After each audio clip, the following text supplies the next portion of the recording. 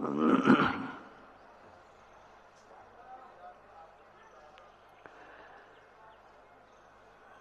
संसार के स्वरूप को अपन पहचानते हैं, जानते हैं, तो मन अनेक भयों से ग्रसित हो जाता है। और सबसे बड़ा भय लगता है कि संसार में किसका विश्वास करें,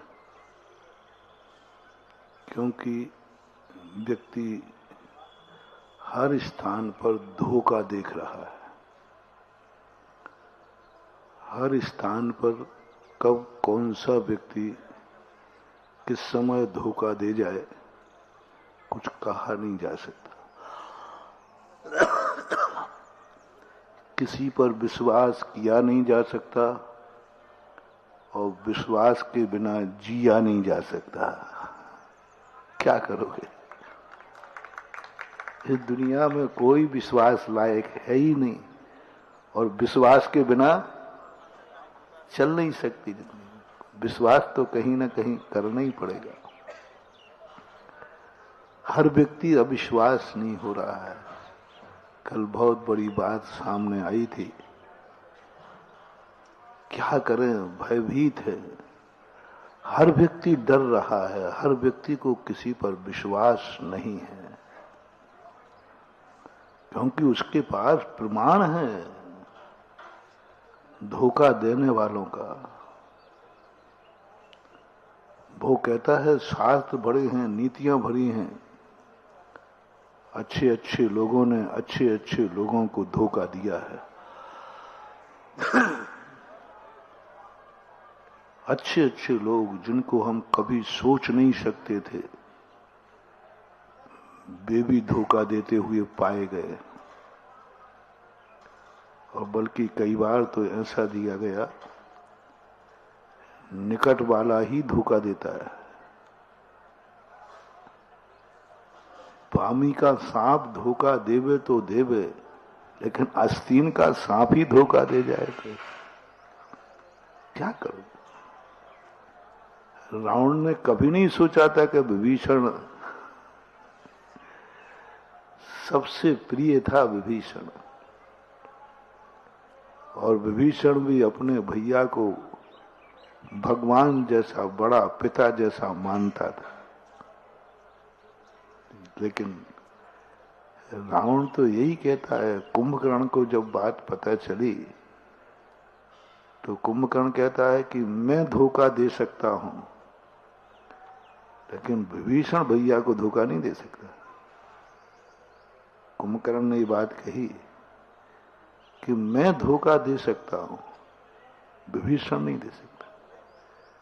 इंद्रजीत ने कही कि मैं रावण का बेटा होकर के मैं बदमाशी कर सकता हूं, लेकिन काका साहब बमरासी नहीं कर सकते। लेकिन अपन सबको मालूम है, घर का भेदी लंका ढाए, कहावत आज तक प्रसिद्ध हो गई। चाहे भली अच्छा किया हो, अच्छे का दिया हो, लेकिन घर का तो, विश्वास का तो एक टूट गया। गुरु शिष्यों में भी संबंध टूटे हुए देखे गए, परिवारों में भी संबंध टूटे हुए देखे गए। कहां जाएं, क्या करें? और दूसरी नीति है, चलो हम मन को संदेह कर लेते हैं कि कोई इस संसार में विश्वास के योग्य नहीं, सब स्वार्थ के भीरी है। तो अब जिंदगी को चला के दिखा दो बिना विश्वास के। एक दिन चला के दिखा दो। अभी घर में जाके रोटी खाना, मैं किसी पर विश्वास नहीं है मुझे, तो लाओ मेडिकल को बुलवाओ। रोटी भी खाओगे तो विश्वास तो करना ही पड़ेगा, बिना करने के लिए। ये दुनिया बहुत धोखेबाज है। मुझे किसी पर विश्वास नहीं है।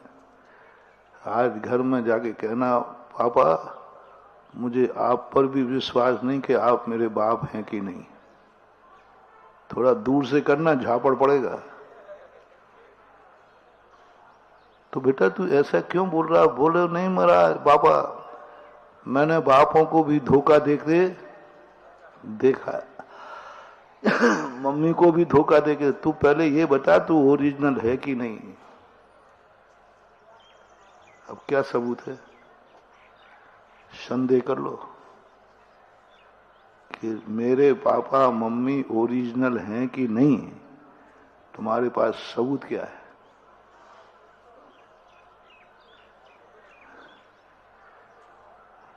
तो डीएनए टेस्ट कराओ।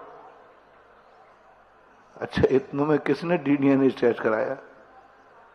कौन कराता है? कोई नहीं कराता, कोई नहीं कराता, होता ही नहीं, बहुत कम बताते। एक का हुआ था, डीएन तिवारी का, उत्तर प्रदेश में था। कौन था? वो भी किसी केस के कारण, अपराध के कारण, परिवार के कारण नहीं। वो तो कोई झूठ बोलने का। लेकिन फिर महाराज विश्वास किया जाए या नहीं? नहीं, धोखा हो सकता है। नकली माँ बापों की चर्चा शास्त्रों में भरी पड़ी है। नकली माँ बापों की क्या सबूत है कि वो तुम्हारा माँ बाप है? अस्पतालों में प्लेट बदल दी जाती है, वो नर्सें बदल देती है। हाँ, उसको, क्योंकि वो तो जनाना तो जो है बेहोश हो जाती है, उतना होश तो रहता नहीं। बच्चे को प्लेट में रख लेते और उस समय तो सबकी शक्लें एक सी दिखती हैं, और किसी ने 1,50,000 रुपया दे दिया, बोले इधर की प्लेट बच्चे को बच्ची हो, बच्चे को बच्चा। करने में देर नहीं है, ये होता हुआ देखा जा रहा है कि नहीं। तुम्हारी भी प्लेट बदल गई हो तो इट मे बी पॉसिबल। अपन किसी संभावना को नकार नहीं सकते। शास्त्रों में देखो, शास्त्रों में देखो, तद्भव मोक्षगामी जीव प्रद्युम्न, तद्भव मोक्षगामी जीव प्रद्युम्न 16 साल तक नकली माँ बाप को असली मानता रहा। तद्भव मोक्षगामी जीव है, तद्भव मोक्षगामी। गिरनार से चौथी टोंक से मोक्ष पधारे प्रद्युम्न।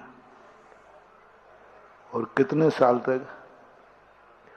16 साल तक नकली माँ बाप को असली मानते पता ही नहीं चला कि मेरी माँ रुक्मणी है, मेरे पिता श्री कृष्ण हैं। अपहरण हो गया बचपन में।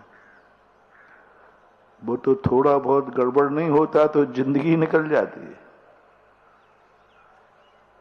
कर्ण की कहानी देख लो, वो भी नकली माँ बाप को असली मानता रहा। उसे भी असली माँ बाप का पता कर्ण को जीवन के बहुभाग तक पता नहीं चल पाया कि मेरे असली माँ बाप कौन है। वो तो एक सारथी को ही अपना पिता मानता रहा। कुल का पता नहीं, जाति का पता नहीं, माँ बाप का पता नहीं, पूरी जिंदगी निकाल दी। जब ऐसे ऐसे महारथियों के ये हाल हैं तो छोटे मोटे को की क्या बात कहूं।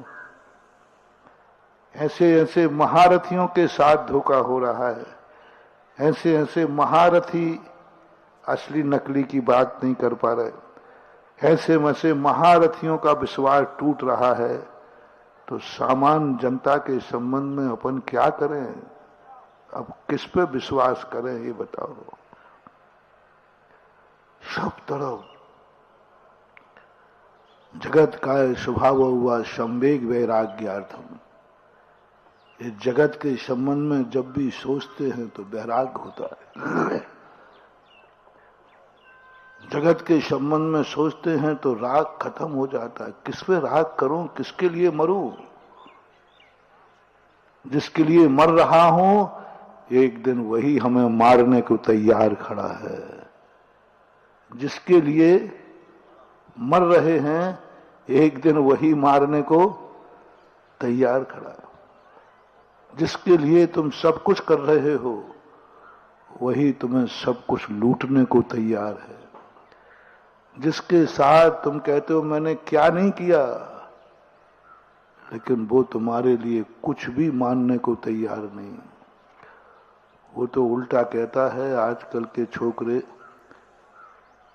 माँ बाप से कहते हैं कि तुमने, एक बच्चे ने माँ से कहा, देख बेटा मैंने तुझे दूध पिलाया है। बोले आपने कोई एहसान नहीं किया, हमने दूध पी करके आपको कैंसर से बचाया है और आपने हमारे लिए जन्म नहीं दिया, अपने लिए खुद जन्म दिया। सोच बिल्कुल, हर पहलू के दो पहलू होते हैं, हर वस्तु के। और नकारात्मक जो पहलू है वो ज्यादातर सामने आता है। इसलिए जो वस्तु का स्वरूप, जगत का स्वरूप जानने को कहा, यदि अपने आप के वैराग्य को कायम रखना है तो तुम्हें ठोकरें जरूर खाना पड़ेगी। तुम्हारा राग महाराज के भगवानों के प्रवचनों से नहीं टूटेगा। तुम्हारा राग टूटेगा जब जिससे तुम राग कर रहे हो वो ही तुम्हें धोखा देगा। तुम अरे राम राम राम, तुम हमारी बातों में आ जाओ। अरे तुम भगवान की बातों में नहीं आए तो हमारी क्या हो गई। भगवान भी समझा समझा करके चला गया। भगवान कहते भैया मैंने, हाँ हाँ भगवान कहा है, अब मैं जा रहा हूं। ऐसा कहीं पढ़ा था एक में कि भरत चक्रवर्ती, भगवान ऋषभदेव का प्रवचन हुआ, ये संसार बेकार है, ये सब असार है। और बस सुनने के बाद भरत चक्रवर्ती जाने लगा। तो गणधर परमेष्ठी ऋषभ सेन कहते चक्रवर्ती कहां जा रहे हो? अभी भगवान ने क्या कहा? ये संसार बेकार है, इसमें फंसना नहीं, अपना कल्याण करो। क्या कहा? भगवान ने जो कहा वो सही कहा कि नहीं? नहीं, अरे भगवान तो सही बोल रहे हैं। वो कहा है ठीक है। नमस्ते महाराज, नमस्ते महाराज। अरे भाई क्या कहा? वो तो अरे नमस्ते महाराज, नमस्ते महाराज।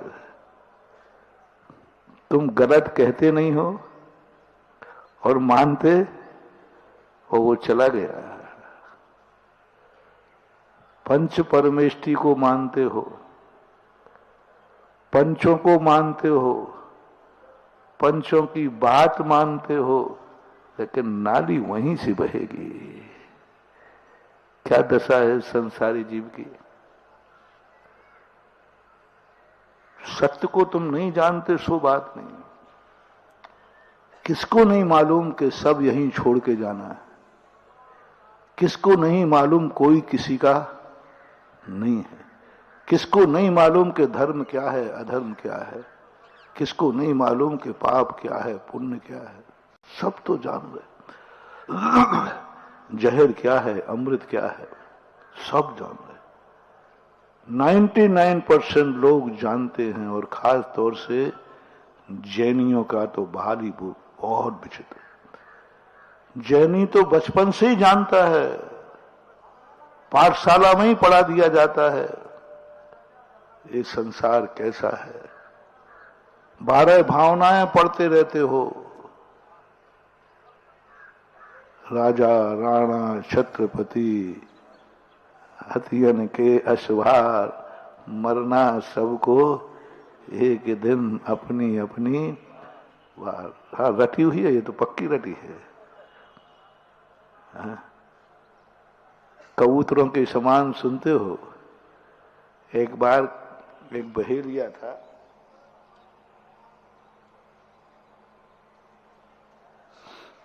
कैसी दशा है देखो। बहेलिया था, बहेलिया। तो वो शिकार करने आ रहा था। महाराज को पता चल गया तो महाराज ने सारे कबूतरों को इकट्ठा किया। सारे कबूतरों को इकट्ठा किया। जैसे हमें पता चल गया कि संसार में सब धोखा है, सब व्यपदेश है, तो हम भी सुबह सुबह से सारे कबूतरों को इकट्ठे करते हैं पंडाल में। अब देखो उदाहरण तो उदाहरण ही होगा। तो महाराज ने सारे कबूतर इकट्ठे कर लिए और कहा, देखो रे कबूतरों, तुम्हारे जीवन में बहुत बड़ा संकट है, क्योंकि हमने देखा है एक बहेलिया आ रहा है, तुम लोग सावधान हो जाओ। बहेलिया आएगा, जाल बिछाएगा, तुम फंस मत जाना। सुनी है कि नहीं? तो गुटरगू करके कह दिया, हाँ साहब सुन रहा हूं। तो बोलो। तो सारे कबूतरों ने क्या बोला? बहेलिया आएगा, जाल बिछाएगा, तुम फंस मत जाना। सबने रट लिया और महाराज निश्चिंत हो गए कि कबूतरों को हमने बता दिया, अब बहेलिया एक को भी नहीं मार पाएगा, एक को भी नहीं फंसा पाएगा, क्योंकि हमने पहले ही सूचना दे दी। जब वो छापा वाले आते ना तो पहले ही से किसी का फोन आ जाता है, बच जाते। और महाराज निश्चिंत हो गए। बहेलिया आया, जाल बिछाया, सारे कबूतर फंस गए, नहीं उड़े ही नहीं, सब फंस गए। और बहेलिया टांग के ले जा, बाबा जी कबूतरों को समझा रहे हो। कबूतर को आप देखना, एक जानवर ऐसा है कबूतर, कितने उड़ा देना आप, वो थोड़ा उड़ करके मडरा करके वो यहीं आएगा। एक जानवर ऐसा है कि जिसने कबूतर ने एक बार घर बना लिया, उसको आप हटा नहीं सकते, हटा ही नहीं सकते। या तो मरेगा, भगेगा नहीं, वो स्थान नहीं बदलेगा। वो तो थोड़ा उड़ा देना, वो यूं मडराएगा, मडरा करके फिर मुड़ेर पर उतर आता, वहीं के वहीं उतर आता। कितने करो कुछ, भागते ही नहीं कबूतर। और जानवर भाग जाएंगे, चिड़िया है, तोता है, इनको थोड़ा बहुत डरा दो, धमका दो, वे स्थान बदल देते। लेकिन कबूतर कभी स्थान नहीं बदलता। वो तो कितने ही समझाओ, कितने ही करो, वो तो मुड़ेर पर बैठेगा तो बैठेगा। सुन रहे हो रे कबूतरों? हम तुमसे नहीं कह रहे, कबूतरों से कह रहे, नहीं तो तुम लोग मानोगे मुंह। क्यों? हम कभी कभी क्या होता है, बहू को डांटना है ना तो बेटी को डांटा जाता है, क्योंकि बहू को डांटे तो अभी झगड़ा डंडा हो जाए। तो बेटी से धीरे से कह भी देते, देख मैं तुझे डांटूंगा, लेकिन तू बुरा मत मानना, ये बहू को समझाना है। ऐसे हम तुमसे नहीं कह रहे हैं, नहीं नहीं, तुम तो राजा बेटा, तुम लोग तो, मैं तो कबूतरों को कह रहा हूं, कबूतरों को। साधु कभी कोई उदाहरण देवे, कोई कहानी सुनाए, समझ लेना हमें इनको निपटाया जा रहा है। क्योंकि प्रवचनों का उद्देश्य कथा को सुनाना नहीं है, प्रवचनों का उद्देश्य तुम्हारी व्यथा को दूर करना है। कथा सुनाना पर्पस नहीं होता, उस कथा के बहाने समझाना है, सीधा समझा नहीं सकते। तो समंत भद्र महाराज कहते हैं, देखो धर्म की महिमा ऐसी है कि श्वान भी देव बन जाता है, कुत्ता भी। और अधर्म की महिमा इतनी है कि देव भी कुत्ता बन जाता है। अब मैंने सोचा, गुरुदेव भगवान, कुत्ता को बीच में क्यों ला रहे हो? आपके सामने ये बैठे हैं मनुष्य, सीधा सीधा कह दो ना। अब बताओ भैया, ये बताओ, समंत भद्र महाराज के सामने प्रवचनों में कुत्ता बैठे थे कि मनुष्य? ये शास्त्र किनके लिए लिखे? रत्नकांत साहब का आचार में आया है, स्वापी जायते देवोपि जायते स्वा। अभी रत्नकर्ण साहब का आचार्य जो ने लिखा, इसको भैया तुम बताओ, कुत्ता पढ़ेंगे? कुत्तों के लिए लिखा होगा, किनके लिए लिखा? अपन सबके लिए लिखा। और नाम किसका ले रहे हैं? वही समझाना बहू के हो, डांट रहे हैं बेटी को। कुत्ते से कोई लेना देना नहीं, कोई मतलब नहीं। कुत्ता ना तुम्हारी भाषा समझ रहा है ना कुछ जान रहा है। लेकिन ये कह करके देखो, कुत्ता धर्म से रहित हुआ, देव